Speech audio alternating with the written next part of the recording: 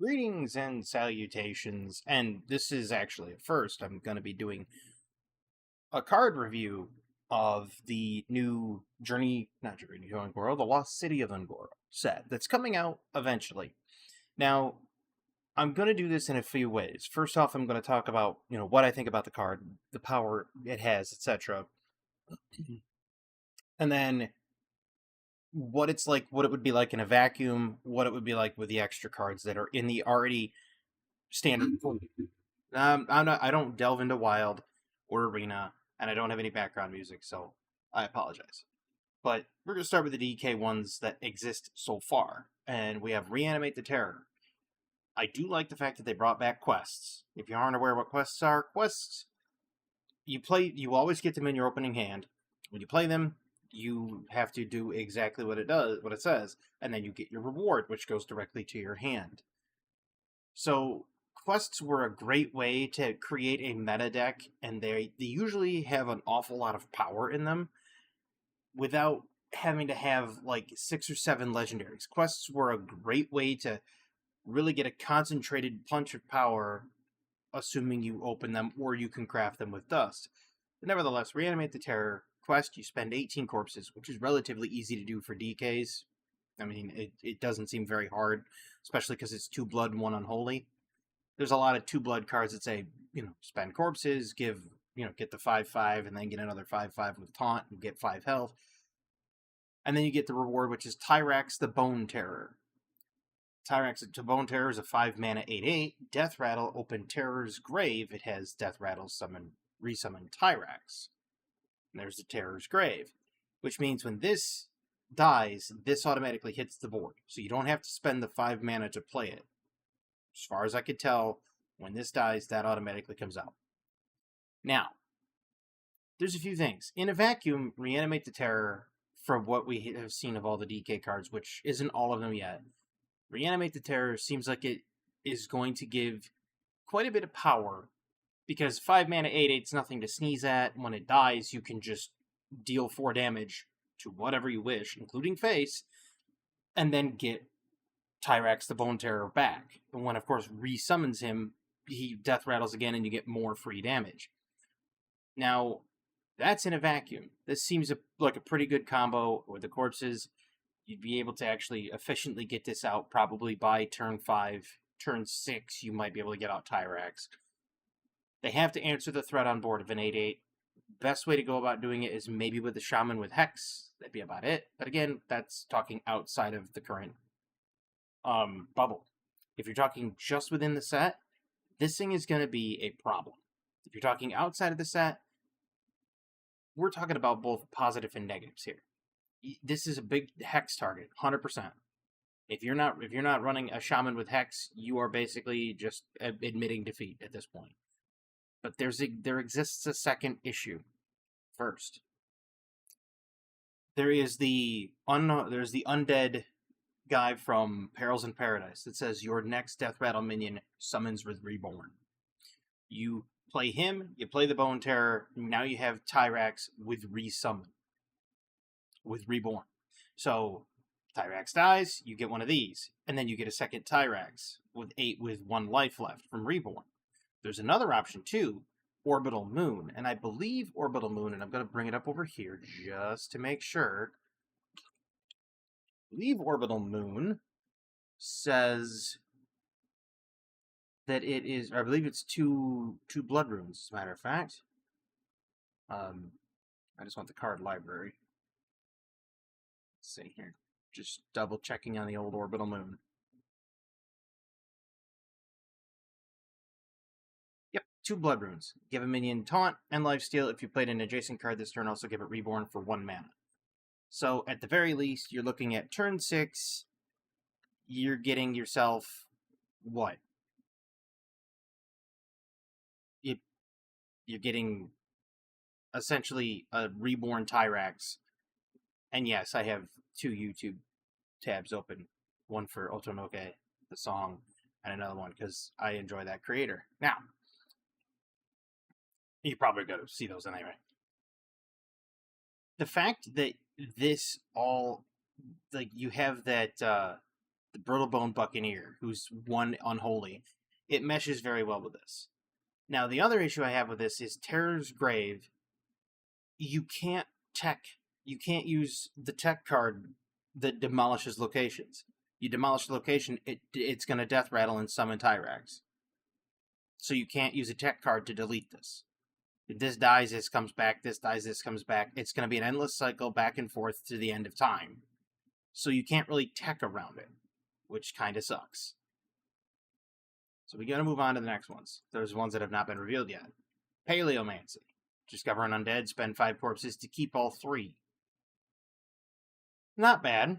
I mean, I do like the artwork on it. It's kind of nice, but it's not a bad card. 1 unholy, 3 mana. You generally will have 5 corpses by turn 3. You figure you ghoul on 2, you body bagger on 1. Body bagger generates you a corpse. The ghoul generates you a corpse. Body bagger dies, it generates you a corpse. Even then, if you don't have 5 corpses by turn 3, you just hold this on. Hold on to this for the next couple of turns. There's Ghoul's Night. You could play that and get yourself some corpses that way. There's a lot of ways to generate corpses. But moving on. In a bubble, I think that card is going to be just fine. In a vacuum, I think outside of that, when you're talking all of the current meta, the current standard, you also have to think about the Puppeteer, the Undead Puppeteer. That's going to give Tyrax stats in your hand. So if you have the 2/6 and the miniaturized version, you're adding more stats to Tyrax, which makes him an even bigger threat. Paleomancy, you can discover those, and you get to keep them. You get to keep all 3. If nothing else, 3 mana, you get to discover an undead, and it could help you curve into Tyrax. It could help you curve into whatever.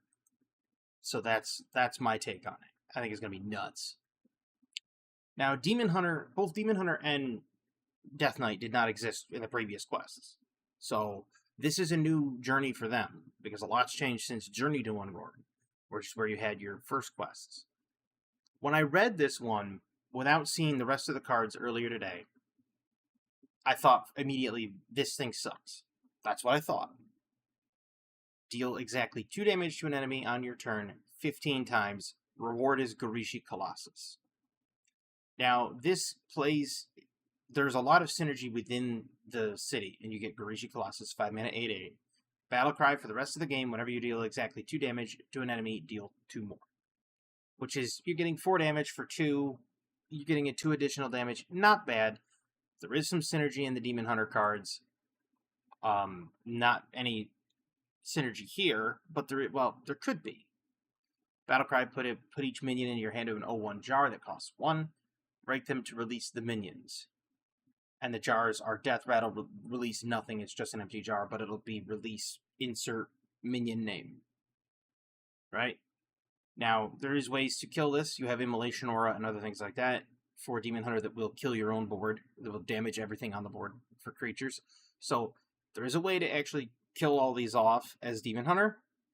So that does give some synergy there, but that's even talking outside of the actual set itself. In Standard, I think this card is actually going to go pretty crazy with Alana, Thrillseeker. Whenever you take damage on your turn, do that damage randomly. That plus Nightshade Tea. You have the Tourist from Perils in Paradise. You get Nightshade Tea from the Priest set, which does 2 damage to a minion. You pair that with Brain Masseuse, and now you're doing 2 damage to the Brain Masseuse, which does 2 damage to you. That's 4 damage, which goes... It's 2 damage to the Masseuse, which goes 2 damage to you, which then gets turned back with Alana to the enemy. There's 2 damage there.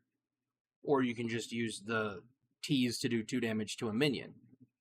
Or Hot Coals, for example, all of which will do 2 damage. So there's a lot of 2 damage synergy in the other sets that are coming in. These underused cards that are getting some support. Garishi Wasp, whenever this takes damage, get a 1-cost Garishi Stinger, which does 2 damage and summons a 2/1 Grub with Rush, which again does more 2 damage. So you can see how this will kind of ramp up your quest really, really quickly. Almost too quickly. But you'd almost have to run like Immolate Aura again for this. And to do 2 damage, 1 damage twice to all minions, which that might work. Because it says do 1 damage twice, and it does the damage check at the same time. So, don't know. Would have to experiment with that one. Fumigate, 3 damage to a minion, and all others of the same minion type.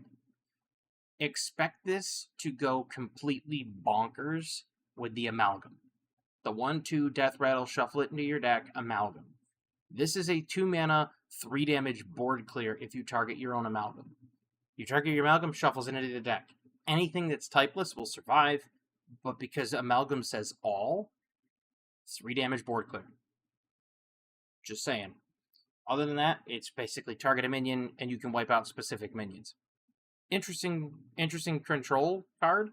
There might be a little bit of a control Demon Hunter aspect at play. We'll have to see how it plays out. But I think hitting your own Amalgam with it, it's 300 IQ. Big brain. Folk Squasher. Your battle cry deals 6 damage to an enemy minion with a minion type. So just pretty much 4 mana, deals 6 damage to a minion with a minion type. Now, you could technically run this with the Alana and do 6 damage to your Brain Masseuse, which would do 6 damage to you, which with Alana would do 6 damage to someone else. Seems a bit confounded and confusing. Might not be worth it, but it's a 4 mana hard removal on 1 minion, assuming the minion has a type. Pretty decent card. It's a 5/3. You're getting good stats for the cost. It's a body. It can clear off that pesky minion, which Demon Hunter does have. Sometimes they do have a very specific minion control problem. They don't really have a targeted one, because you have Workshop Mishap, which does 5 damage and then does excess damage to adjacent creatures. You have I-Beam, which for 1 mana only does 3, but has Lifesteal. There's not a lot of heavy control options, so this kind of gives them a very specific control option for one thing. Insect Claw, weapon, of course, with Demon Hunter. After your hero attacks, there's another 2 damage. Summon a 2/1 Grub with Rush. So there's more than 2 damage. So you factor by turn 3, you could effectively get maybe 4 to 6 damage in 2 damage increments on your quest already. So the quest will complete rather quickly. You could probably easily complete it by 5. Infestation, 2/1 get 2 1-cost Garishi Stingers. Each one deals 2 damage, and summons a 2/1 Grub with Rush. You know what this feels like to me? Beware of this. Be very aware of this. It just dawned on me. Remember the old Blood Petal Rogue? Blood Petal Rogue was, you play one, you get Blood Petals in your hand that do 1 damage, and they cost nothing, and you could do 1 damage to anything, and then the rogues would just dump a whole bunch of spell power minions. You still have the Oracle in Demon Hunter. The whatever it's called, Starlight Oracle or whatever it is. It's a neutral card. It gives you spell damage and then says spell burst, draw spells. So if you're drawing infestations and then you're starting to fire off all these 2 damage, correct that, it's no longer 2 damage, it's no longer 2 damage because of the spell power. You might see a spell power Demon Hunter. That might shake up the meta a little bit. Might be a little bit more aggressive with the spell power quest Demon Hunter. Because then you could be doing these, and that's 2 damage plus spell power, plus the Garishi Reaver from the quest. So, yeah. Sylvan Queen, Rush, Kindred, give your hero 5 attack this turn. Now, Kindred works, from what I've read, works like this. Kindred says whenever you play a beast prior to this. So, if you play a beast on turn 4, and you play Silithid Queen on 5, you get 5 attack to your hero. That's at least how I've read Kindred. Now, as far as I know, it might be when you play this on 5 and you play a beast on 6, get 5 attack to your hero. I think it works to the former and not the latter. I'm going to need clarification on that. But from what I read, it sounds like it works like if you play beasts in order. Kind of like how Lamplighter used to work. When there was Lamplighter Mage and Lamplighter Shaman, where you would build up the elementals and then drop the Lamplighter and just nuke somebody into the face. I think that's how Kindred works. It's a lot like the old Lamplighter. But 5/2 rush for 5, give your hero 5 attack this turn. At the very least, it's a 5/2 rush. It's no different than the 5/2 Death Rattle minion for Hunter, for the Imbue Hunter package, which now sucks because they nerfed King Plush into the dirt. They could have just as easily said cannot exceed 15 attack on King Plush. They could have just capped it and just made him still have charge. or they could have just removed charge from him and made his roar still proc things into the thing, giving the player to have counterplay value against King Plush. They could have just removed charge. But no, they nerfed it completely into the dirt. Anyway, this is no different than the Death Rattle 5/2 Rush Death Rattle Hunter card, really. Unless you Kindred, then you get an additional 5 damage. Solid card. I'd play it on 5. Do I think it's a little too expensive? No. I think with Demon Hunter, you're gonna kind of want that extra. Again, it's this to me is no different than the hard removal Bug Squasher, right? You're paying 4 mana to deal 6. You're paying 5 mana to deal 5. That's essentially it. So 3 mana, Garishi Tunneler, Stealth after this attack, deal 2 damage to the enemy hero. I mean, Stealth on Demon Hunter is kind of new. You didn't really get to see a lot of that prior. A 2/4 for 3, decent stats. Getting it to attack the turn, like, it's stealth, so it can't be targeted. So that's a plus. It would have to be an AoE nuke to kill it. And it's got just enough to avoid fumigate damage. Unless there's Spell Demon Hunter again. Watch out for that, I'm telling you. After this attacks 2 damage, I mean, that does feed into the quest. It's not as fast as, like, I think Spell Demon Hunter would be if you were to do, like, the Garishi Stingers real quick and just quick fire them out and get all that damage on them. That might be the play. Don't know. I have to see how this plays out. But this is constant damage. I believe the Spear also is 2 attack flat. The one that nobody uses. The 2 damage spear that says whenever you swing at something, it does 2 damage, and then it does its damage to someone else. So, if that spear is indeed 2 attack, matter of fact, I can check that real quick. Actually, let me bring that over here. Let's see here. Yeah. Pretty sure it's probably just go Demon Hunter. It would make it a lot easier, wouldn't it?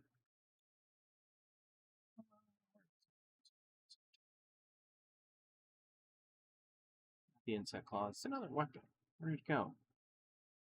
It's 4 mana. Yep, Defiled Spear. 2 damage. So right there, that'll feed into your quest as well.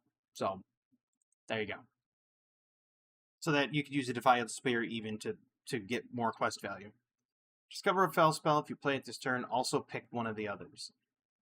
I'm assuming that this works kind of like you discover the one, you pick it, and if you play it, it brings up the other 2 options. Like a second discover. But we'll see how it plays out. Demon Hunter, altogether, I still think there's just going to be a Spell Demon Hunter. Spell Power Demon Hunter. I see it. With the Stingers and everything, you might not even run quest on it. You might just dump Spell Power and then just dump those 2 damage Stingers for 1 mana. It's going to be disgusting, and I don't think people are ready for it. Druid. Restore the Wild. Quest. Fill your board on 3 of your turns. Reward is the Everbloom. So you have to fill your board. Everbloom is a 2/5 for 3. After your hero attacks, give your minions 2/2. Now, so far in the Ungoro set, there is some support for it up in the Druid set, which you'll see. But outside of the Ungoro set, there's a lot of support for it. You have, like, if you hold on to, because Druid, of course, has New Heights. So you hold on to your Everbloom weapon. You play it, you play Cenarius. You can get 2/5/5 Ancients with Taunt, not to mention all the other spells that they can play. Then you throw on the Everbloom and attack. You get the additional 2/2 to your minions. You're looking at 6, 7, 8, 9 taunt minions. Kind of insane. Obviously, it's going to be a little bit slower paced. That's kind of cool. Look at that. That's some really cool artwork. I think it's okay. I think it's going to be really easy to summon your own, to fill your own board, honestly. Because of some of the stuff that I've seen. But I think this is a really, really cool idea. It kind of makes the old Savage Roar Druid, where you used to do like Force of Nature, Savage Roar, and it would fill the, you'd have a whole bunch of treants and then get a ton of damage. Yeah. Lo the Living Legend. Well, lo and behold, Battlecry, your minions cost 5 this game. For 7 mana for a 5/5. Would I play this? No. No, I wouldn't. There's not enough high-cost stuff in Druid, in my mind, that would make me want to play it, unless you're leading into, like, almost Fatigue Druid, Kill Jaden, Ceaseless Expanse, and you use low to make sure your Ceaseless Expanse costs 5. That's about the only thing I can see using that for. You have to survive till turn 7, which isn't very hard with Druid, especially with some of the stuff they have access to.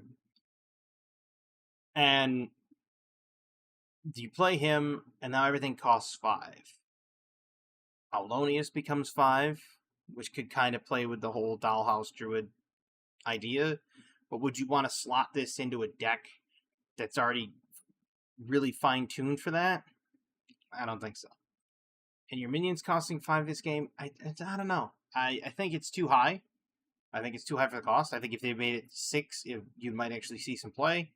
Then again, you got to think, this is going to be around for about 2 years. So this might play into a bigger Druid set later on, where he might just go absolutely crazy.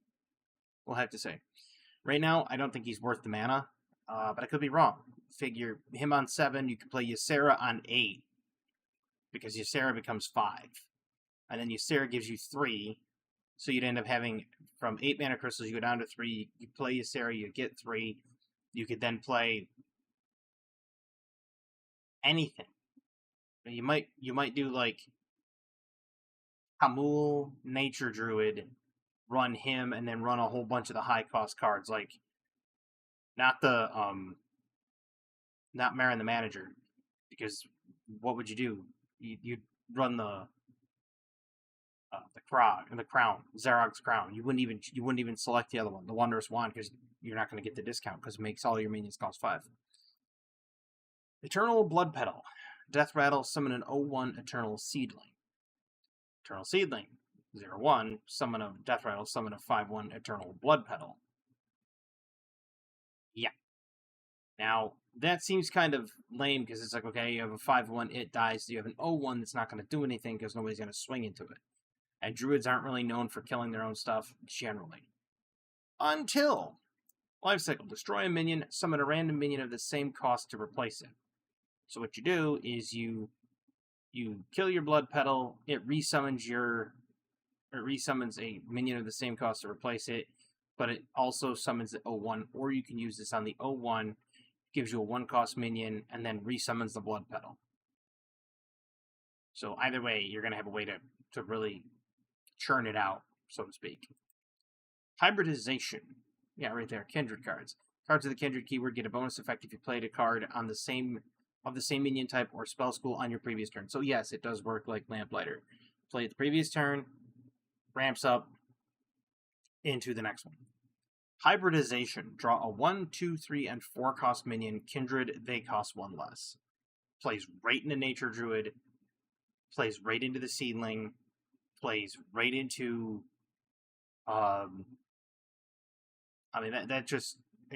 This is nuts. This is crazy. Because you can just nature a spell prior. You do this, you get all the minions you need. 1, 2, 3, and 4 for 5 mana. They cost less. So this one's free, that one costs 1, that one costs 2, and that one costs 3. Kind of crazy. You can overpopulate the board rather quickly. And that's not even going into Mista Vista. You play this after Mista Vista. Crazy. Because then this procs again. Does the Kindred work when it procs again on Mista Vista's final turn? Hard telling. I'm guessing yes, but I could be wrong. Hatchery Helper. Battlecry, give your other minions with 2 or less attack, 1, 2, and taunt. So if you have a field full of the 0/1 Death Rattle Seedlings, you just play Hatchery Helper, and they become 1/3 taunt minions. Okay. Ravenous Flock. At the start of your next turn, summon 3 hatchlings. 2/1 hatchlings. Not bad. They're beasts. I mean, it'll fill your board. So if you're gonna do the quest to the board druid there. Trees. Choose a minion, summon 4 2/2 treants that attack it. Keywords there is choosing a minion, and I'll show you why in the next one over. And when you summon the 4 2/2 trees, perfectly fine.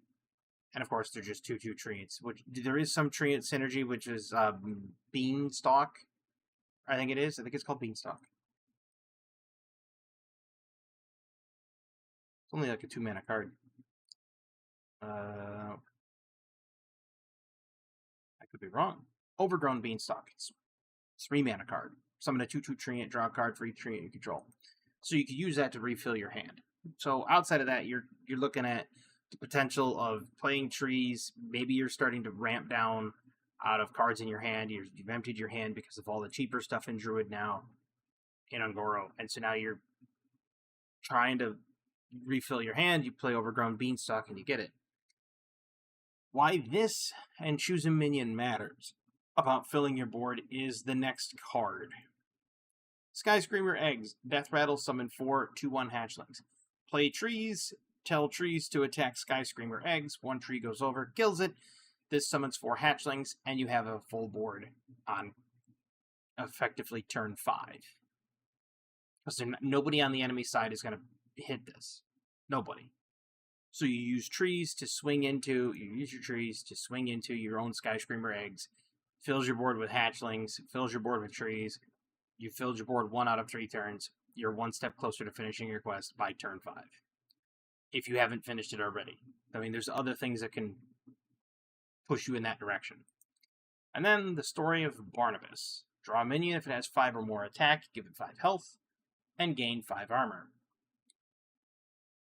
This, I think, would go really nice with Sky Mother Aviana. Play Aviana on 5. On 6, you drop a Story of Barnabas. Draws a minion. I mean, Aviana puts all legendaries in your deck. You could probably run a legendary Aviana Druid, or like a nature Aviana Druid with Hemel, and then you just run Story of Barnabas, and you run the other nature one back here, which is not that. Well, you could run the trees, because that would give you board presence. That one, hybridization. Just run a nature deck with those few cards, and you're probably cooking. It's a pretty cool card. It does harken back to Lost City of Ungoro, because Barnabas the Stomper, it wasn't Barnabas the Stomper, it was just Barnabas. Your minions cost 1. Really cool card. Didn't really see a whole lot of play, because there wasn't much to play toward with Barnabas. But the Story of Barnabas seems like a good card. I mean, you are getting 5 armor. The minion's going to get 5 health. Pretty good. For 2 mana, seems pretty good. There hasn't been any of the really Hunter reveal stuff. But with the way they castrated the Imbue Hunter, it really makes me wonder. So you have a 4 mana 5/4. Kindred, deal damage to an enemy minion equal to this minion's attack. What for? I mean, it's a 4 mana, do 5 damage to a minion if you played a beast before it. Okay. It's not going to mesh with... I mean, unless the Hunter quest has to do with beasts and giving your beasts something, I don't see this really... I mean, it'll be used as a hard removal. It'll be like Fireball. That's it. I mean, that's honestly all I can see. You might run the Imbue package to make it a harder hitting Fireball, so to speak. But I don't know. I'd have to see the rest of the Hunter cards yet, and they're not all out. Right now in a vacuum, I guess I would run this for sure. At least 1 copy to do 5 damage. But other than that, I wouldn't run another one. Story of Carnassa. Shuffle 10 1-cost 3/2 Raptors into your deck with Battlecry, draw a card. Carnassa's Brood was not that good. Queen Carnassa was not that good of a card. There was, I think, 1 deck back in the day where it utilized Queen Carnassa, but it was way too slow to get it to go, and there wasn't a whole lot of like synergy to it, really. And it did eventually come into its own, I believe, with one extra expansion after that, and it was, I don't know, it just kind of leaves a bad taste in the mouth. So doing this, you could have like Fatigue Prevent Hunter, but you would never be playing the Raptors because then you're drawing a card and you want to prevent your own fatigue. So I don't know why they printed this. I don't know, unless it somehow works into the quest that we haven't seen yet. I don't know why they printed it. The Forbidden Sequence. Discover 8 cards, reward the Origin Stone. Now, there's a lot of learn more here because it's telling you how it will work. However, just reading it here, this is this when you need this much errata on a card, you can already tell it's going to be busted. Just so you know. The Origin Stone, an 08. After you discover a card, it displays the other options. Lose 1 durability. If this doesn't get nerfed within the first 2 weeks to lose 1 durability for each copy, I will be astonished. This is already way too powerful. And there's a reason for it. Not only are you talking like you save up your can't even remember the card name. It slipped my mind. It's a 2-mana card. It's saying, Primordial Glyph. You just save up your Primordial Glyphs. Oh, you Primordial Glyph. It gives you 3 options of spells that cost 2 less. There's other cards in the Mage set that make this even far worse. But it gives you 3 cards. You play 1 and the other 2 automatically fire. That's broken. Broken.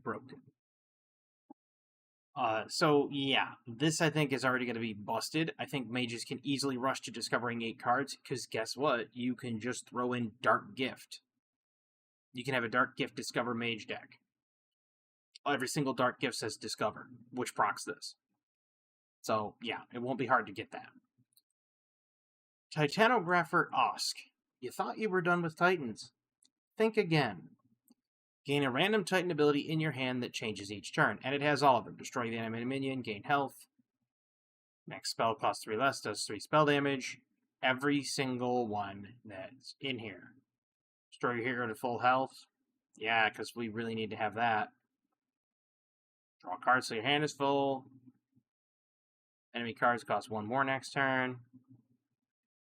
Yeah. Not necessary.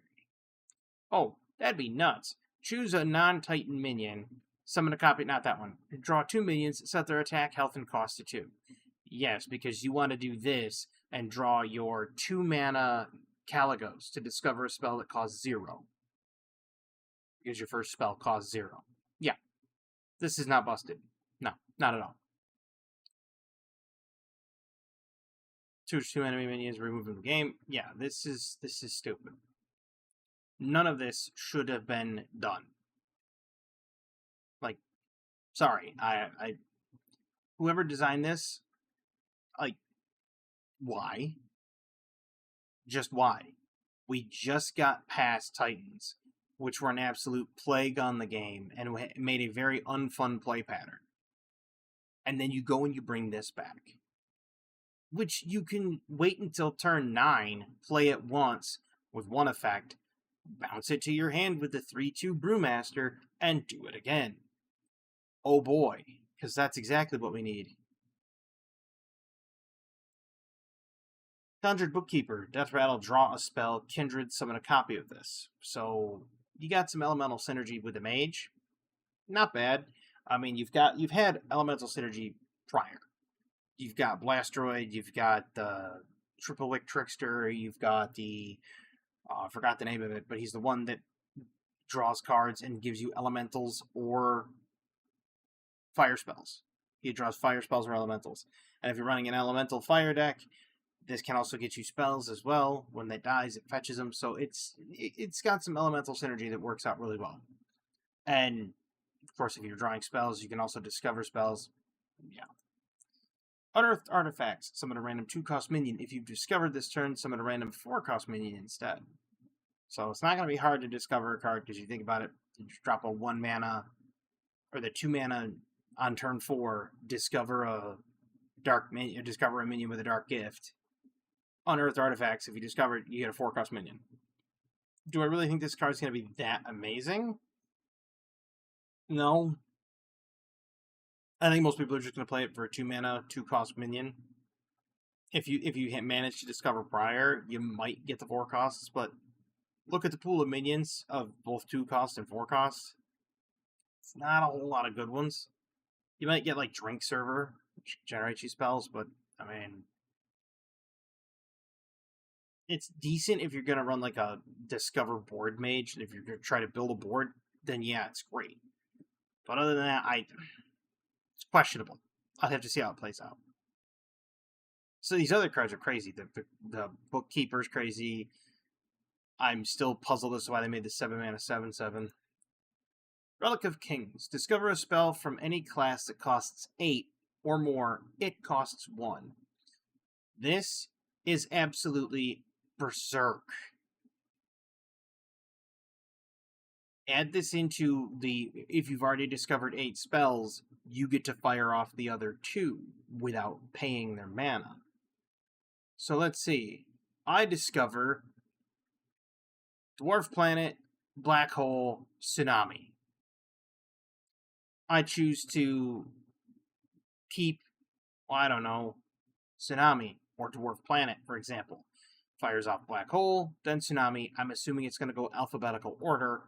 So now the minions are all gone, and now you have minions that freeze people and auto-attack. And then you get to play Dwarf Planet for 1, filling your board again. Or you could smash and grab, destroy 2 random minions, Yaga the Box, Hydration Station, Typhoon, you name it. Any of these become 1. This is an obscene card for 7. Because even if you don't have the quest, or if you do have the quest and the quest isn't finished, it still gives you 3 to choose from. Nebula for 1 mana would be disgusting on turn 8. You could play this for 7, play this for 1. Crazy. Play this.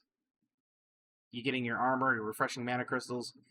Any of these I would take, except maybe a Quasar. Quasar on a mage. I don't know. Do I really want to shuffle my hand into my deck?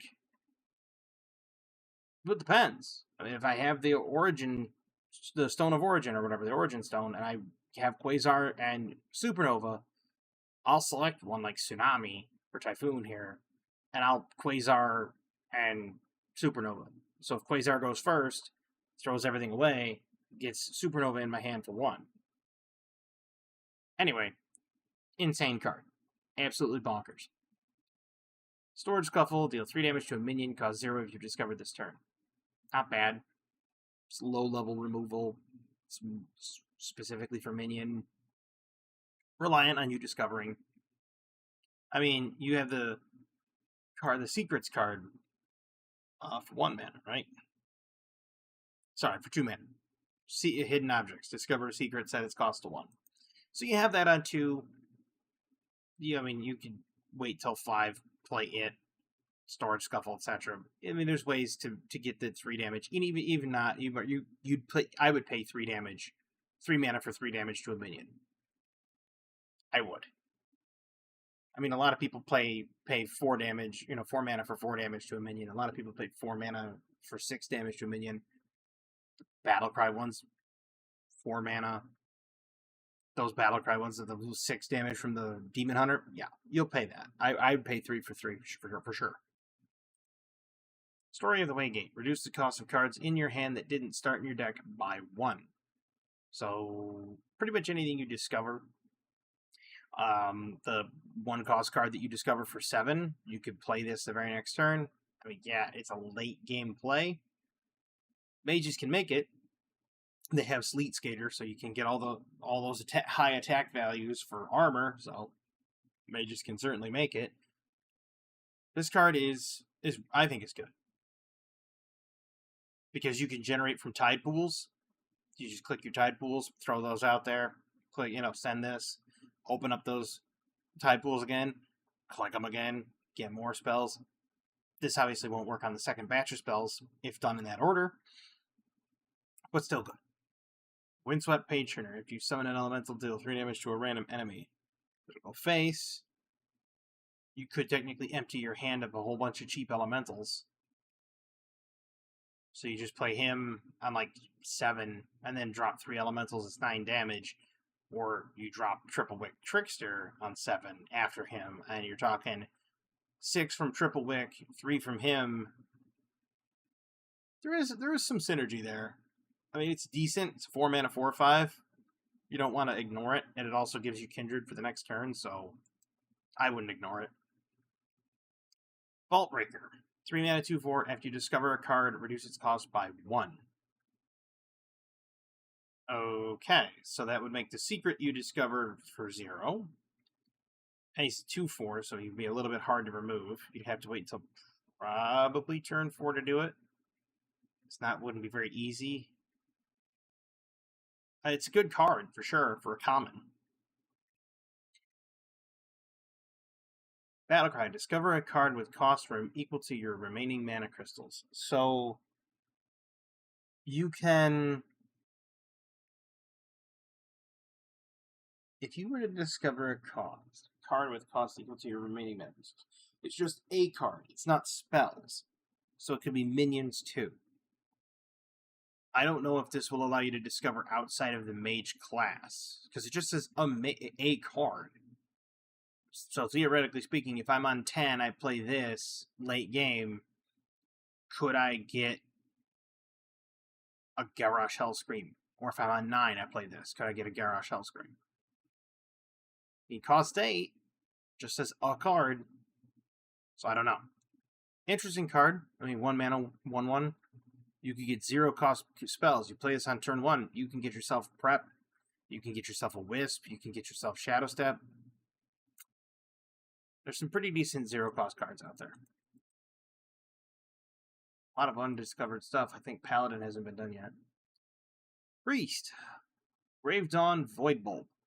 Summon a random 4-cost minion and give it Taunt. Kindred, do it again. Shadow spells. So that one priest minion that's for 5 mana, right? It says, I'm in mage. I'm not going to find priest minions in mage, am I? So one minion that's 5 mana, taunt, draw a holy and shadow spell. Spirit Guide. Draw a holy spell, draw a shadow spell. So that would work. That would help you fetch the shadow spells so that you could Kindred. Not bad. Something I could play on 6. Play a 1 mana shadow spell on 5 or whatever. Or if you're playing Imbue Priest, you can always do Imbue Priest with this.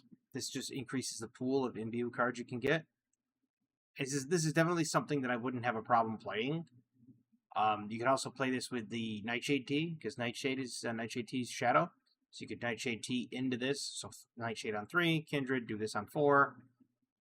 Gives you kind of a wide board to work with. Grave Dawn Sunbloom. Draw 2 cards, Kindred. This costs 2 less. So for draw 2 for 2, but it's holy. You got Flash Heal for 1. So you can Flash Heal into this to draw 2. Even at 4 mana, 4 mana draw 2. I mean, look at it, Arcane Intellect's 3 mana draw 2. For Priest, 4 mana draw 2, I'd play it. 100%. Card draws a premium. I mean, there's a lot of stuff that they've done before in Priest that you would do card draw for.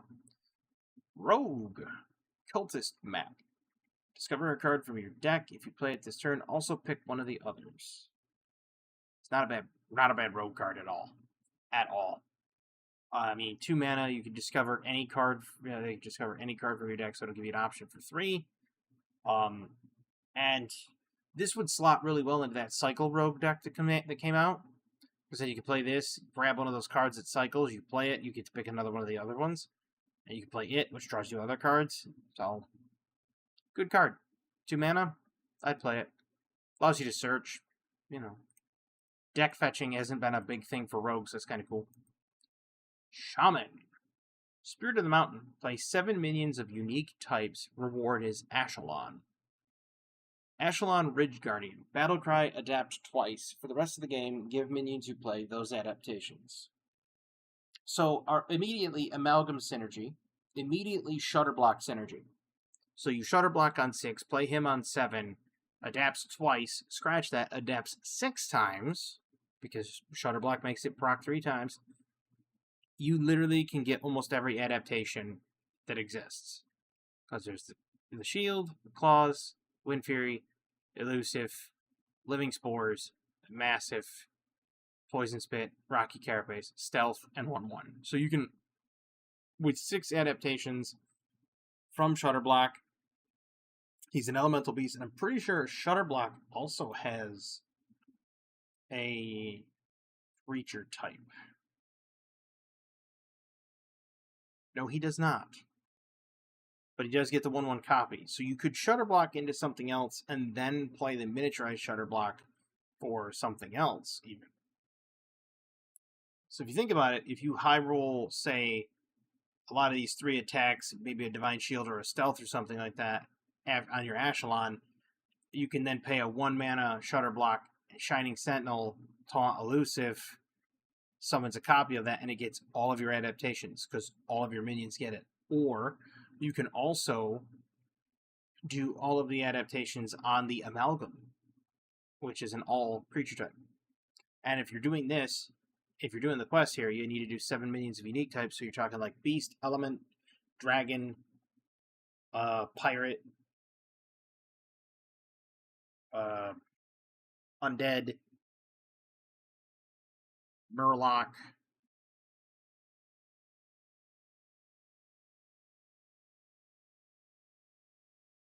Elemental. I already said Elemental. Murloc. I don't know. There's another one out there. But it's one of those things that, yeah, you have to get all 7 minion types. So having that as the all minion type is kind of huge. So you're definitely going to be running Amalgam in this. 100%. Bralma Seer Stone. 3 mana, 1/5. Your elementals deal 1 extra damage. Yeah, that's kind of weird. I mean, 3 mana, 1/5 is not bad because it's hard to remove. It's you don't. You feel bad spending a. You feel bad spending a hard removal for this. I would. So you're tempted to let it live, or you're tempted to trade into it. If you evolve into this, so you like throw down a totem and hit your evolve, and you evolve into this, I would be happy. But other than that, a totem is the other one. That's the other creature type, totem. Yeah, it's not a bad card. I think it could use a little work. It would have been better, honestly, in Mage, because then you could have done Triple Wick Trickster, which would have done 9 damage instead of 6. But it's a decent card. Slag Claw. 3/4 Elemental Dragon for 5. Summon 2 Sizzling Cinders. They're 2/1s. Kindred. Trigger your Sizzling Cinders Death Rattles. Sizzling Cinder is a 1 mana, 2/1. Death Rattle deal 2 damage, randomly split amongst all enemies.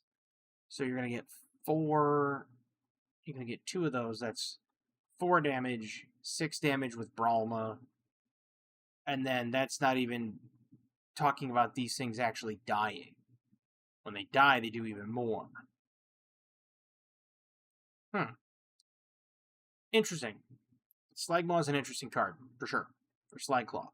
Interesting card. 5 mana, you're getting effectively 7/6 for stats on the board. And if you played an elemental or a dragon the turn before, you are getting the death rattles, which is immediate. I mean, 4 damage on 5, that's a potential lesser board clear, right, realistically. I'd play it, though. Lava Flow, deal 2 damage to the lowest health enemy 3 times, overload 1. Yikes. So if you are the lowest enemy, you are basically going to take 6 to the dome for 3 mana. Good card. I like it. Because again, it's gonna evenly disperse the damage if you're not the lowest health enemy. So if you have 3 low health enemies, yeah, you're overloading for 1, but there hasn't been a whole lot of overload that's really worth it, except for like Baking Soda Volcano. And this kind of makes Lightning Bolt feel bad by comparison, because you're talking 2 damage to 3 potential enemies. It's a pseudo board clear. Yeah, it's 3 times as much as Lightning Bolt, but it only overloads for 1. Honestly, if they need to change this, make this 2 mana, overload 2. If they need to change it. Still good. You could probably run Spell Power Shaman. That'd be gross. Might even go well in the Asteroid Shaman deck. There's an idea. Sizzling Swarm. Deal 3 damage. Summon that many Sizzling Cinders for 6. So you're paying 6 for 3 damage to face and summoning 3 of these, which when they die does 2 damage split. Which if you have the dragon in hand will do a lot more. I am unsure on this one. This one feels a little weak. Maybe this should have been 5 mana, 4 mana, and only summon 2? 4 mana, 2 damage, summon 2 cinders. 6 seems a little expensive for it. Just a little expensive, that's all. Now, that does adjust with spell power. So if you are running Spell Power Shaman, you could technically do like 6 and then summon 6 Sizzling Cinders. 6 mana, 6 damage, summon 6 of them. That's pretty nuts. So that does scale with spell power. That's interesting. Battlecry, draw a fire spell. Kindred, give it +2 spell damage. Okay, so you run Volcanic Thrasher into this. So now you've already got it +2 spell power on this. It's 6 mana, 5 damage, summon 5 cinders. Automatically better. Makes this card 100% better. Would play it side by side with the Volcanic Thrasher. And maybe even go so far as to throw in extra. And this is an elemental beast, so if you play the Volcanic Thrasher to draw your Sizzling Swarm, to then play Slag Claw after you've Sizzling Swarmed. Yeah. You play this on 6, and then you play this on 7, and then on 8 you play this into this. If you have any of those 2/1s left, consider them toasted. Discover a minion with a type you haven't played. If you play it this turn, also pick one of the others. Okay, so that helps you with the getting 7. So the quest helps you. So the map helps you finish the quest. Okay, that's fine. I'd play it 100% because you could be running almost any shaman, any spell shaman, and do this. It's still going to help you. Mechanized Magma. Whenever you play a fire spell, gain stats equal to its cost. So, 3 mana, draw the fire spell, get 2 spell damage. Turn 4, drop this guy, he's a 2/5. Or turn 5, drop him, he's a 2/5. Nobody really pays attention to it. Or they turn a blind eye to it, and then you just nuke him on 6. And he becomes an 8/11. Crazy. Yeah, he become an 8/11. That's kind of crazy. Oh, there you go. Run Mechanized Magma, who's a mech. That's the other minion type I didn't think of. And then have him draw that. Flight of the Firehawk. That's crazy. Targeted draw. 2 minions of different minion types. So if you're playing, you could even do the Amalgam too. That's nuts. That's crazy. I like it. Cinderfin, Death Rattle, summon a Sizzling Cinder. 2 mana, 1/2. Summons a 2/1. It's a Murloc, so it goes into the quest. It's an Elemental, so it goes into the quest. I mean, Quest Shaman seems like it would come back. It would come online pretty quick. Escape the Underfell. Now, I have not seen this. Play 6 temporary cards. Reward Underfell Rifts. Open a rift to the Underfell. Throw a card in to summon 2 random Fell Beasts once per turn. Select the rift to activate. Throw a card in to summon 2 random Fell Beasts. 5/3 Rush Lifesteal. 4/4 Charge Elusive. Whoa. 5/5 Taunt, or 3/5 Taunt Reborn. This is disgusting. I like this reward, but temporary cards. There's going to be a lot of temporary Warlock cards, I think. Resideer. Battlecry, discard a random card from your hand, kindred, your opponent's hand instead. Oh, God. For 4 mana, 7/7? That's disgusting. That is absolutely disgusting. It's a demon.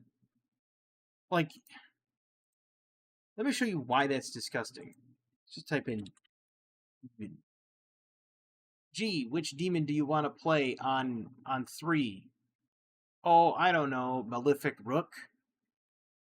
Battlecry 5/6, pop your own hero for 5. Cool. You play him on 3, play him on 4.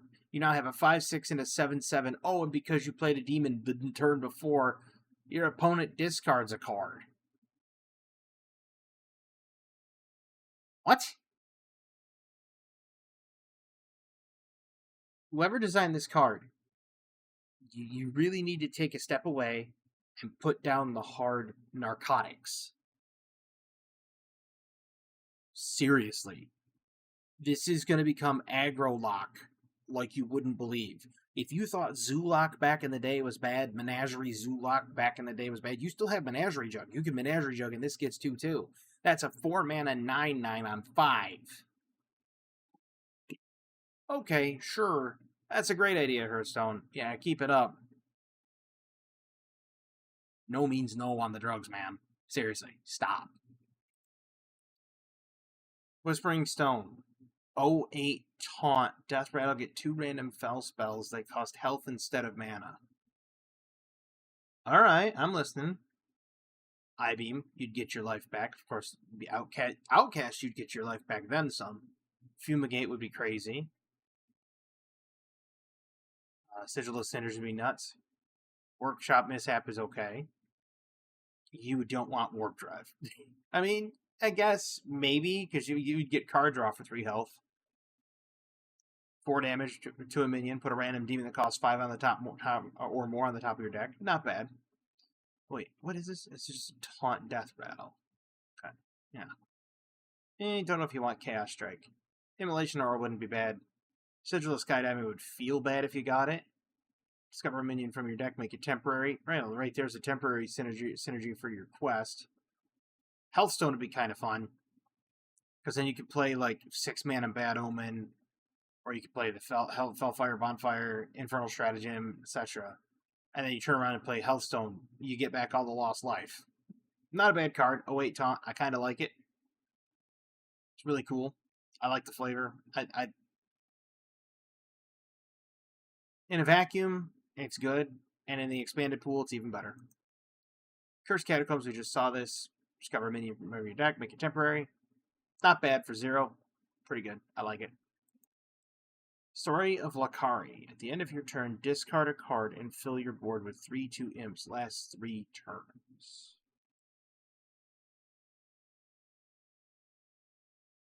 Okay.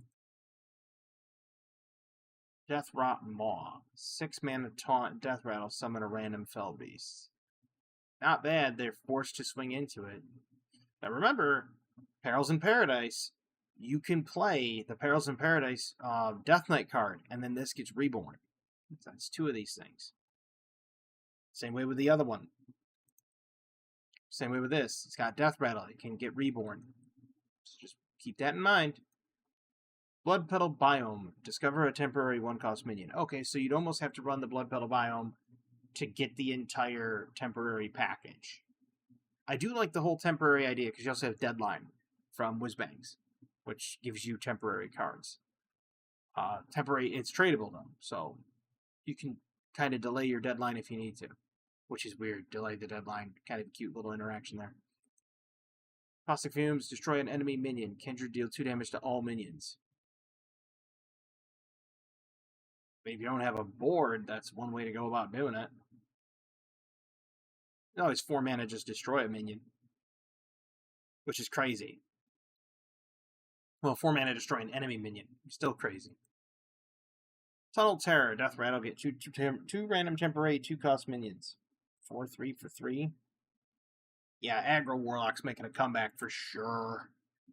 Splunker. Battlecry, your next temporary card costs 2 less. Not bad. So you Spelunker, curve into Tunnel Terror.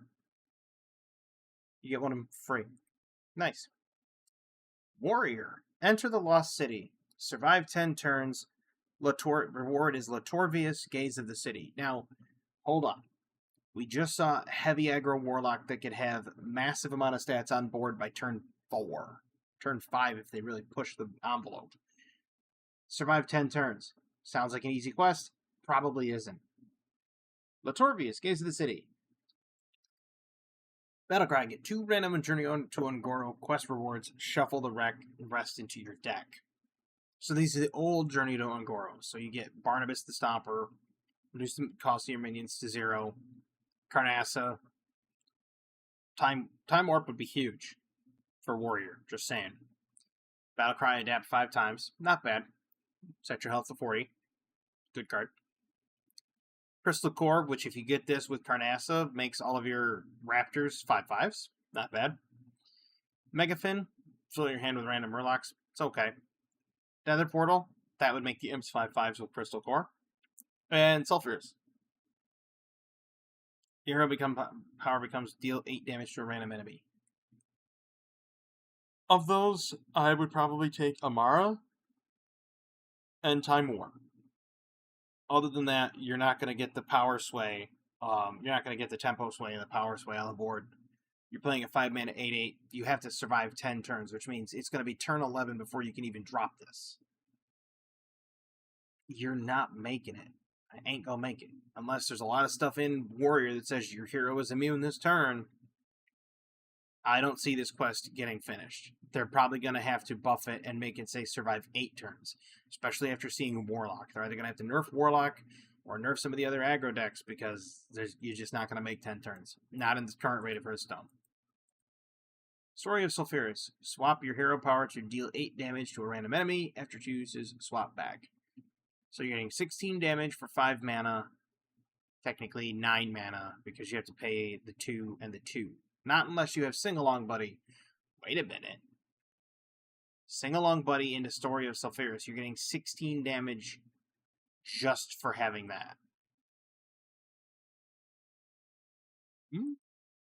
Might be something there. Axe of the Forefathers. After your hero attacks, deal 1 damage to all minions. Not bad. Reminds me of the old Death Rattle one from way back in the day. Endbringer Umbra, everybody's already seen that one. Which, by the way, that's crazy. To trigger the 5 Death Rattles of friendly minions that died this game. If you're talking the Death Rattles over there in the Warlock one, absolutely bonkers. Death Rattle Demon Hunter with the 5-mana minion and the 7-mana minion, bonkers with that too. City Chief Esho. Battlecry, if every minion in your deck shares a minion type, give your other minions 2/2 wherever they are. Not bad for a 6-mana 5/7. He doesn't have a creature type, but you could definitely push that would slot right into the Elemental Mage.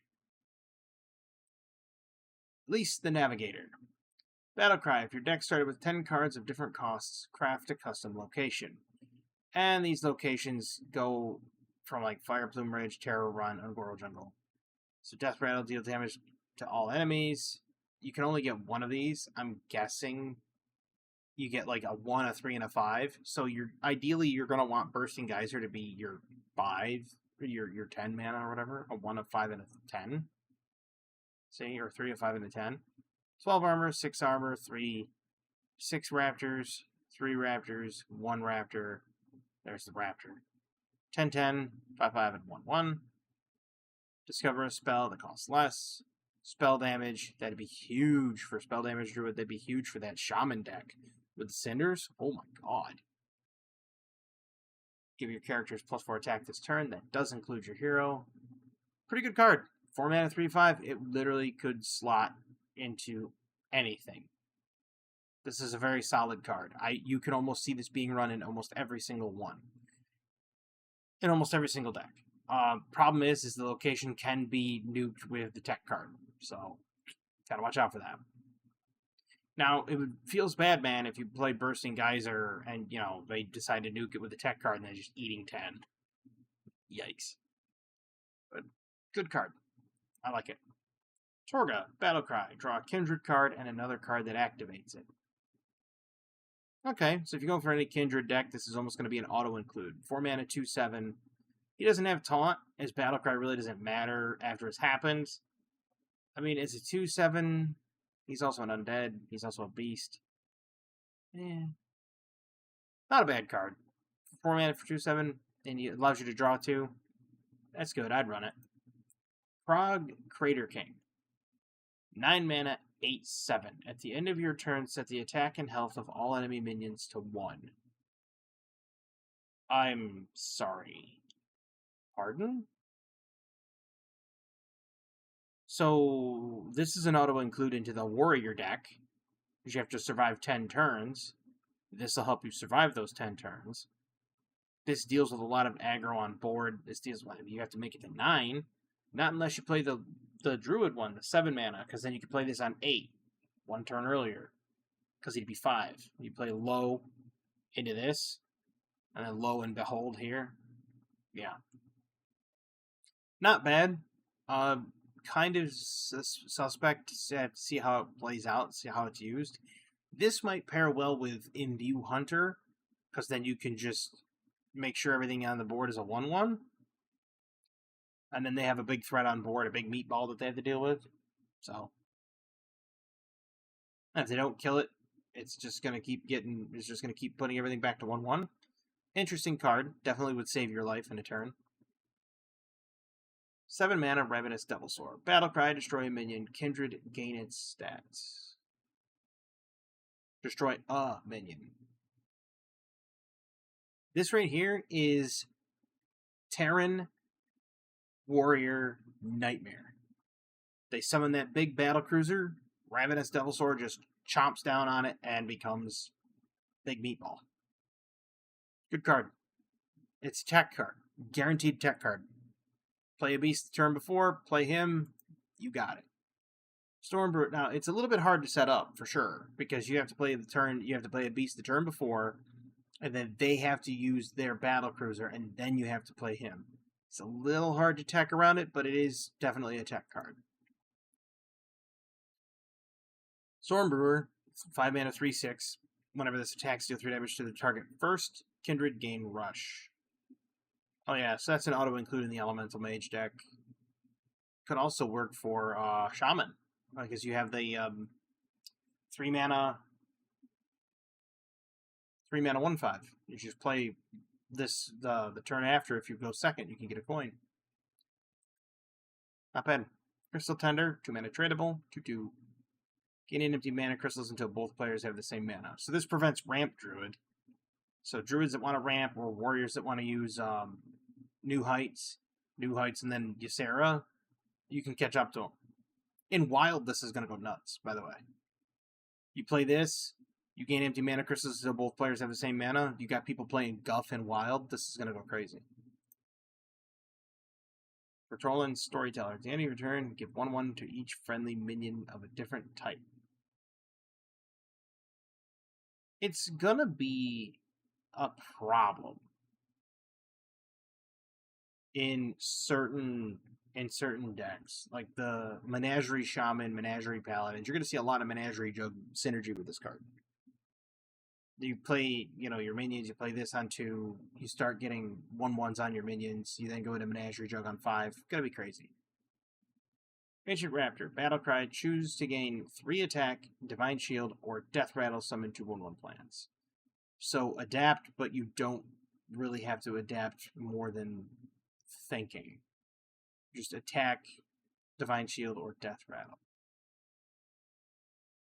Not bad. 2 mana 2/1. I mean, a 2 mana 2/1 with Divine Shield. Not bad. I'd play it. Ancient Pterodax. Battlecry, choose to gain stealth until your next turn, elusive, or Wind Fury. So it's like partial adapt, but you don't have the giant pool. 4 mana 4/4. This is just like that 3 mana 3/3. You can pick up Wind Fury when that happens. So it's not a bad card. I think it's going to see some play. Cloud Serpent, 4 mana, 4/3, Elemental Dragon. Battlecry, get a copy of another Elemental or Dragon in your hand. So if you only have 1 Elemental in your hand, you're going to get a copy of that. kind of nuts. If you have only one dragon, you're going to get a copy of that. Also kind of nuts. Considering if you play the quest and then you get the elemental dragon from Shaman in your hand, yikes. You could get a copy of that. Just saying. Now this one right here. 3 mana, 3/3, Battlecry, destroy a friendly minion, spit out the bones of its attack and health into your hand. So if you only have one minion in your hand, this becomes that same... As soon as I can find that card. I can't remember the name of the card. I was... Well, not you. Go away, Party Fiend. It was a card for Rogue. And it's a 3 mana card. Don't need the demon subtext. 3 mana card, where is it?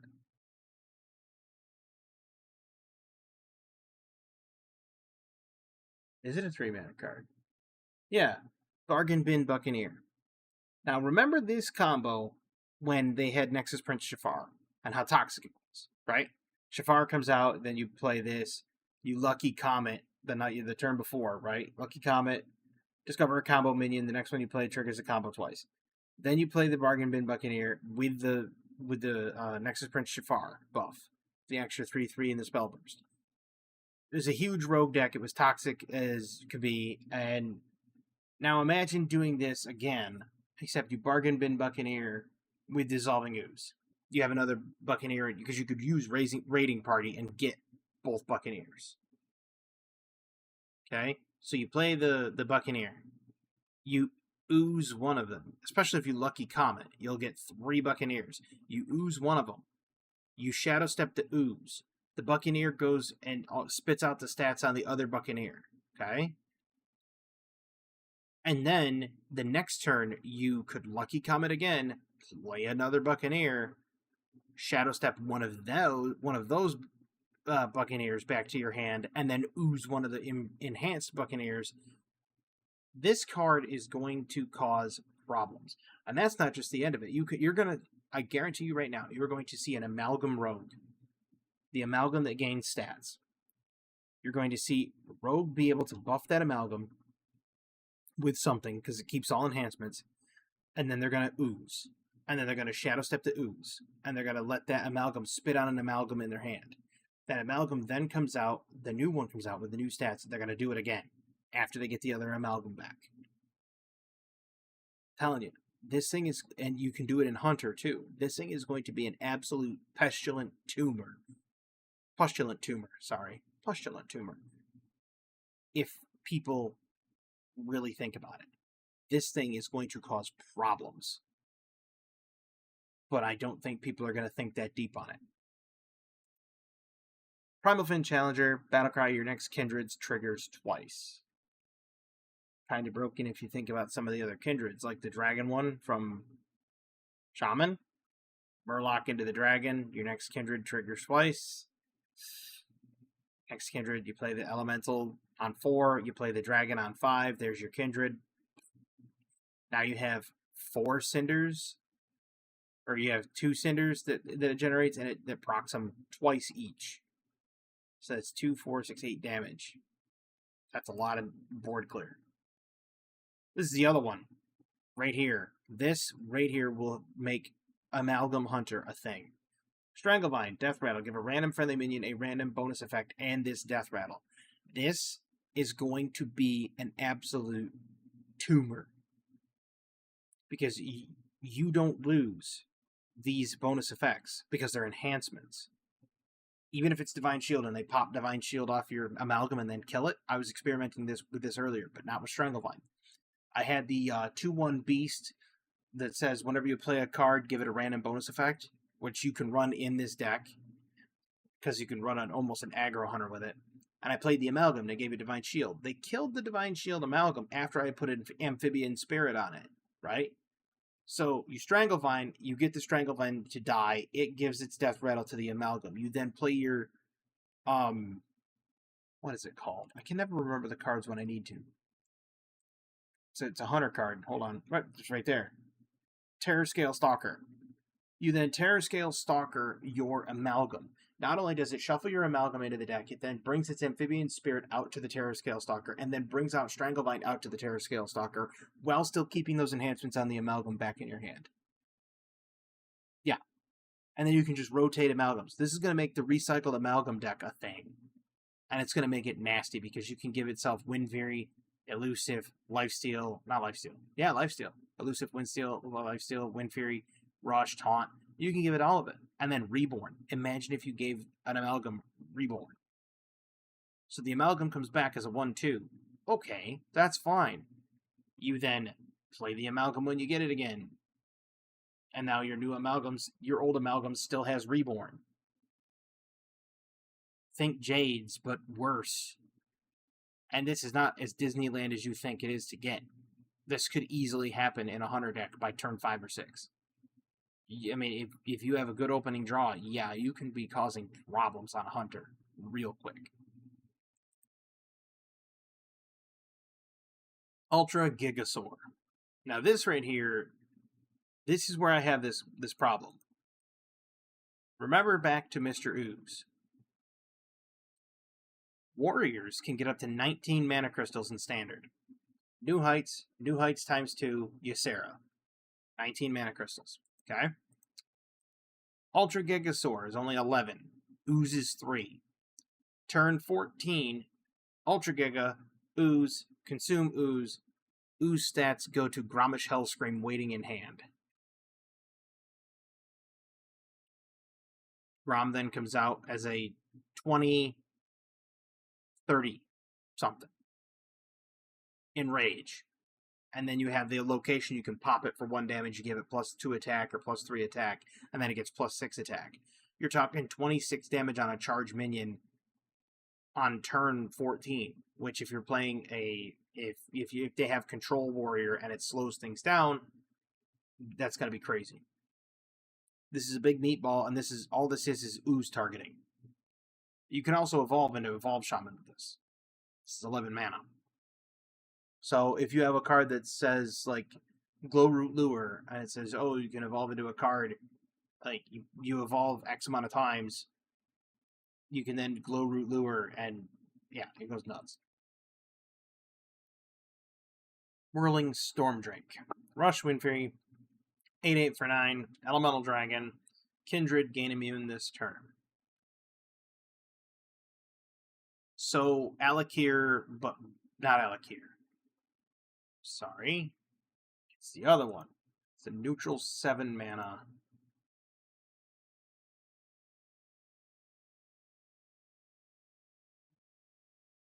Seven mana, right? Yeah. Siamat. It's just him. Only the immune. And one thing stronger for 2 extra mana. It's crazy. And it's crazy enough you'll see people playing it. This will be a huge arena card. Massive. In arena, that's going to go crazy. In Standard, yeah, you'll probably see it in Shaman. In, like, Quest Shaman, almost Quest Control Shaman. Taunt Lifesteal has 6 attack during your opponent's turn. 7/12 Taunt Lifesteal. Good card. Really good card. I would say this is an auto-include into a warrior deck that's running Ham the Hungry, and you can almost bring back complete Taunt Warrior with, like, Beached Whale, Tar Tyrant, Hydration Station, Ham the Hungry, and then you play the Tortollan. It says draw a talent minion. You can actually drop the Beached Whale and just have this. You'd run, like, 2-3 taunt minions.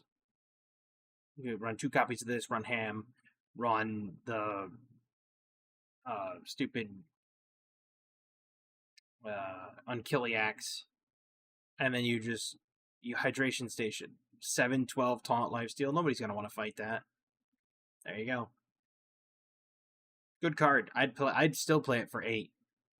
I mean, 7/12 Lifesteal Taunt. I'd play it for 8 for sure. Scalehide Kodo. 6 mana, Battlecry, destroy the lowest attack enemy minion. Kindred, the highest attack instead. I mean, 6 mana, kill the lowest attack minion, which is generally something that buffs something like Ship's Chirurgeon or whatever, or the 1 mana or the 3 mana 1/5 for Shaman. So 6 mana, it's basically targeted removal. It targets the lowest health or lowest attack, and then the Kindred attack does the highest instead. So yeah, it's not bad. Don't know if it's worth the 3/6. If you could put this in Imbue Hunter would be kind of crazy. Then it would be much cheaper. Blabatar, Poisonous Taunt, Death Rattle. This card already exists, so people can play it. It's not a bad card. I haven't seen people effectively run it yet. I have a feeling it's going to get a lot more play, though. Crater Gator. Battle Cry. Until the start of your next turn, the enemy hero can't be healed. Question on this that I don't know if anybody can answer. Does that work when it says set your health? Because it's not technically a heal. You're now adjusting your health, setting it to 40 with Amara, or 42 with Tocha, or you're setting it to 15 with Infernal. Does that work? Because if you're technically higher than that, you're going to come down to that. If not, really good card against Death Knight, because then they can't increase their health with like leeches and everything. Good card. I like it. 4 mana, 5/4. Solid card. Primal Sabertooth Stealth. 4 mana, 5/3. After this attacks and kills a minion, get a copy of it. Wait a minute. Get a copy of what? This or the minion? If you get a copy of this, that's kind of crazy. Because then it's stealth, you kill something, it pops out another 5, whatever. Not bad, kind of propagates itself. Kind of cool. 4 mana, 3/2, Steam Fin Thief. Kindred, summon 2/1/1 Murlocs with Rush. Definitely would help your Shaman reach its quest. But, I mean, are they going to do Murloc Paladin again? I hope not. Willful Watcher. This is the one that confused me. And once I saw, now that I've seen the card reveals for Warlock, it's confusing me even more. Taunt 4/7 for 4. Death Rattle, destroy the top 3 cards of your deck. Why? If maybe the Warlock quest was discard or destroy instead of temporary, this would be insane. But why would anybody want to play this? I mean, yeah, it's a 4 mana 4/7. Okay, it's got really good stats for the cost. The downside is you're destroying the top 3 cards of your deck. If you have a crucial piece in those top 3 cards of your deck, you're screwed. Why would anybody play this? This puzzles me. Somebody explain to me where this would be good. Like, give me a deck archetype that this would fit in that you would want this in. Because this right here, this is 100% unplayable as it is. Ancient Stegodon, Battlecry, choose Taunt, Poisonous, or 1/1. I like this for the sole purpose. It's a 3 mana 1/5, could be a 3 mana 2/6. It's a decent ooze target because then you can get more health and you can spit those stats onto something in your hand. You can give Taunt for 3 mana 1/5 with Taunt, or 3 mana 1/5 for Poisonous, gives you a targeted Taunt killer by swinging. And people aren't going to want to trade into it because they don't like trading into Spore Nasher. So, decent card. And if you're playing Shutter Block, you can actually 1 mana Shutter Block this and get all 3. You can get Taunt, Poisonous, and 1/1. So, 2/6 Poisonous with Taunt. Not a bad card. I like it for 3 mana. It's decent. Marshland Thresher. After you cast a spell, gain Divine Shield. This is going to be the target of many Sunscreens and Divine Brews for Paladin. This is going to probably get slotted into Menagerie Paladin like you wouldn't believe, and be a complete menace in Arena if you can manage to do like Menagerie Paladin. So, crazy.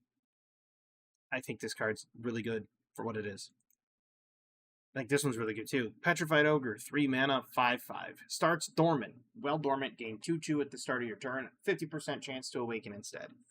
This card to me is fun. This is exactly what Hearthstone needs to be. This style of fun.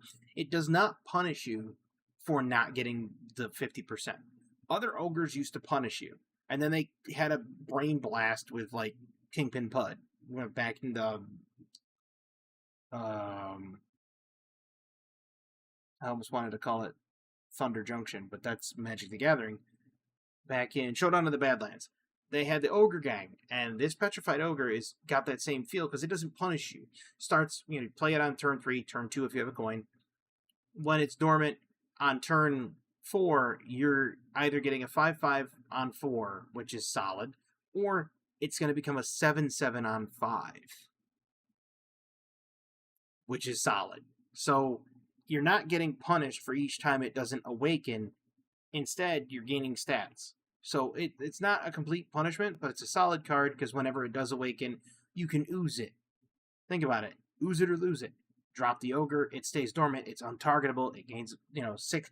Let's say it goes for 3 turns and it gets 6/6, it comes out to 11/11.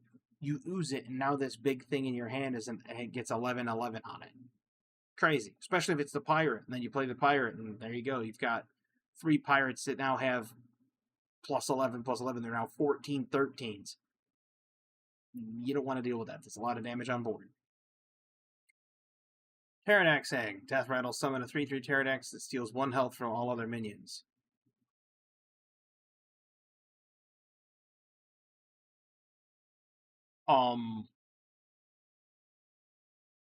This is broken in Druid. This 0/3, you summon the Pterodax that steals 1 health. So you have your little plants out there, right? They're 0/1s. You hit this, it nukes all that health, and then they summon back as 5/1s, and now you have a 3 Lord knows whatever for health, and then you can give it 2/3 and taunt. Pretty cheap, considering it's got 3 health. You could just wrath this. That's nuts. That's a crazy card in Druid. I don't know if they're going to run it, but it's good. I like it. You could also do the Death Rattle Hunter, too. Proc the Death Rattle, and yeah. Battle Cry, destroy the top card of your deck. Discover a card of the same rarity. Honestly, I like the fact it's a 3 mana 3/3. Yeah, it's a body on board. This with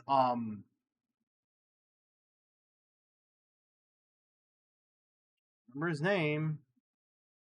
It's a priest card. He's 4 mana. Narain Soothfancy. That's him. Narain Soothfancy shows you what your next card is with the fortunes. So now you can be like, oh, I don't want that card. Relic Miner. I discover a card of the same rarity. You could technically slot this into Mage. Discover Mage. It's 3 mana, you get to Discover, so that procs your quest. Good card. Yeah, you're destroying a card, but you're getting one of the same rarities. So if you low roll and you hit a common, you could get a decent common, maybe even another Relic Miner. Or you can low roll or you can high roll and get an epic or a legendary if you end up hitting, say, Supernova. So yeah, decent card. I think it would play well with a lot of the other decks, a lot of the other deck archetypes. This is crazy. I'm sorry, but this is absolutely bonkers. 3 mana, 2/3 Taunt Reborn has 3 attackable damage. You know how Reborn works. When it comes back, it's already damaged. So now you have a 2 mana, you have a 3 mana 2/3 that if you don't kill it, is now a 5/2 at the very least. That has Reborn, that when it dies, it comes back as a 5/1 taunt. Are you really going to want to put 10 health worth of stats down this thing? That's crazy. And then if you put it in, say, Death Knight, Orbital Moon. Absurd. You could even put it in Warlock and do the Warlock or Death Knight. And then do the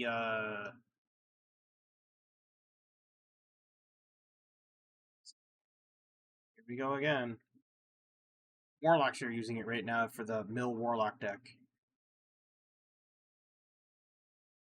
Maybe it's not a 4 mana card. It's the Overstayed something.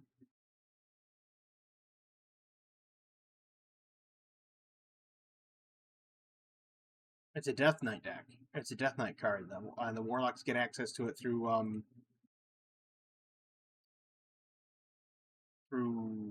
Tourist. Where is it here? It's coming. Eternal Layover. Give all minions reborn. So what you do is you have the undercover cultist. It dies. It comes back. It's reborn. You then hit with Eternal Layover, or you Eternal Layover it. It comes back with reborn, and you summon another one with reborn. So now you have 2 of them, and one of them has reborn. And Eternal Layover is for 4. So now you'd have 2 5/1s with taunt, 1 with taunt reborn by turn 4. That's 15 damage worth of stats that you'd have to chip through as an opponent. Yeah, some classes could do it easier than others, but that's kind of bonkers. Be huge in Death Knight. Curious Explorer Death Rattle reduce the cost of a minion in your opponent's hand by 2. Why?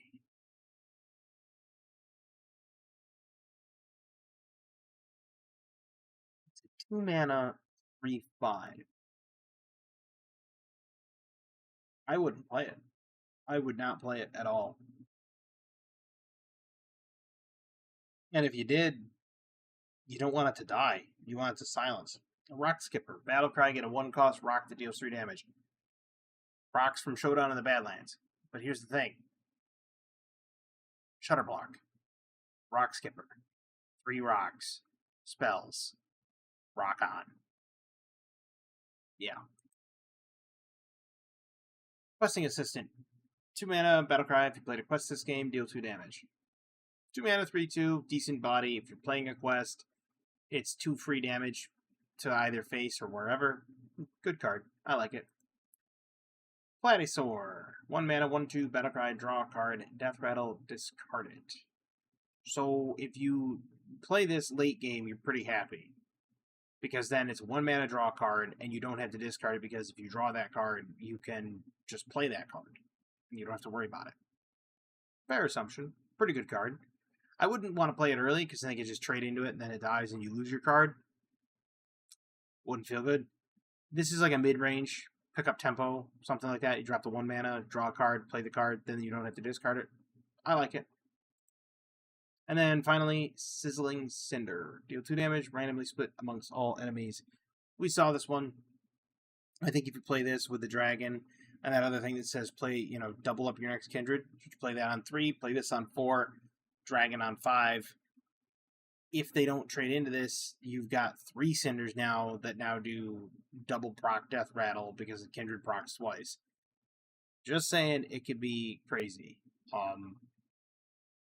But that so far is the Ungoro set. I still like the Underfell. Like, this thing, it's an interesting design. I love it. But that's what this is. All in all, I think the set's going to be pretty good. I hope it brings back more fun play patterns. Obviously, I don't know if I'm going to do another video that shows the Paladin cards, or if I'm going to do another video. And of course, I'm tardy to the party on this one, because I did not look into any of the reveals when they first came out. And so I thought, you know what, I'm going to sit down and do a video. And of course, it's very long. It's an hour and a half. I think this set's going to do well. I really do. I hope it brings back fun play patterns that aren't immediately nerfed, because that's one thing that really irritated me. As they bring out a play pattern that wasn't really that broken, and then they just nerf the crap out of it. Like what they did with Hunter, the King Plush Hunter, with Imbue. There's no Imbue Hunters anymore. Imbue Hunter's got a 30% win rate. Okay? So 30% win rate, nobody's doing it. And then you have Paladin, Imbue Paladin right now, that's got Imbue Dragon Paladin, technically. And Imbue Dragon Paladin's win rate is 55%, 56% in high diamond, low legend. Like, I mean, up in the upper echelon, it's still 55% win rate. But Blizzard's like, it's fine. In fact, they buffed Imbue Paladin from what it used to be to what it is now. Why? That makes no sense. But yet they nerfed Imbue Hunter so hard that it no longer does anything. It's like you could have had King Plush with charge and roar everything back into the deck. Cannot exceed 15 attack. That way you're no longer building up for a one-shot, and it still gives you synergy with Goldrinn. They could have done that, and that would have made Imbue Hunter a gamble instead of nobody playing it anymore because it's now a 30% win rate. It's atrocious. So now everybody's playing Zergag Token Hunter. Okay, that's great. Except it's boring. It's literally Aggro Hunter. Smork Hunter. They need to not nerf that play pattern. They buffed Priest to a degree that at least your Imbue pulls cards you need or cards you can play, and that's a +1. I'm glad they did that because nothing sucked more than imbuing and then scratching the Imbue card and going, oh, I can't play it, it's worthless. It's an interest. I'm glad they did that, and it made Priest better, but they took so many bad play styles out of the game. Like, bad play patterns. Like, for example, Armor Demon Hunter was a bad play pattern. And they took it out. And that was wonderful. I'm glad they did. But what do we get in its place now? We have Paladin. That's a horrible play. It's a horrible play pattern. You can almost count on your hand exactly what it's going to be. Turn 1, it's going to be it's either going to be play a 1/1 Divine Shield with Taunt, which is the Righteous Protector, or it's going to be turn 1, summon a 1/1, or just summon a 1-cost minion with Taunt, and imbue your hero power, which now costs 1 instead of 2. And then on turn 2, it's going to be play the 2-mana 3/2 Death Rattle, draw a dragon, Murloc, and then on turn 3, it's the Drake, and then trade the Drake in, and you've already imbued 3 times. Your Murloc dies, it now draws you the 3/4 Taunt. If you draw a spell that didn't start, or draw a spell that doesn't start in your deck, if you do, give it 2/2. And now it's a 5/6 with Taunt, and another dragon on board, and you're behind on board the entire game. It's not a fun deck to play against. Every time I see Paladin and I queue against it, I instantly concede, because it's the same exact deck every single time. That's a toxic play pattern that they're just not removing. Blizzard's just not removing. But let the Hunter do it with King Plush and beat a Paladin, and that's got to change. You have to survive until you get King Plush, and you can imbue it to the point where it's going to do enough damage to finish the job. Bring back King Plush. That's my take on it. I hope you enjoyed this card reveal. Sorry I was a little late on it. I may or may not make another video of the newer cards when they come out. But I hope everybody enjoyed it, because I did. I hope everybody has a fantastic evening, wonderful tomorrow, and as always, have a good one. Also, let me know what you think about some of these cards. It'll be interesting to hear your opinions.